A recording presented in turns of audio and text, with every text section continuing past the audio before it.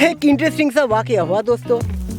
आप मेरे पीछे ये गाय माता चल रही है, इनको देख पा रहे होंगे। तो मैं इनके पास गया था कुछ फोटोग्राफ्स के लिए, अगर मिल जाए। तो ये महाशया मुझे सिंग उठा के मारने को आ रही थी, तो मैं झट से निकल आया। तो चलिए एक बार फिर से कोशिश करता हूँ।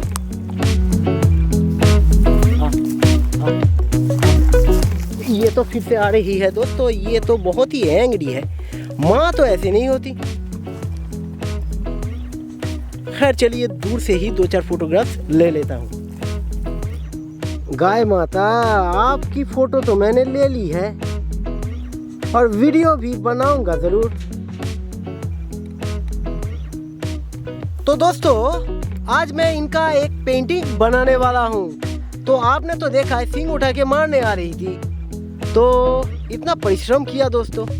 अभी वीडियो भी आने वाला है, तो इनके लिए से ही एक लाइक जरूर बनता है।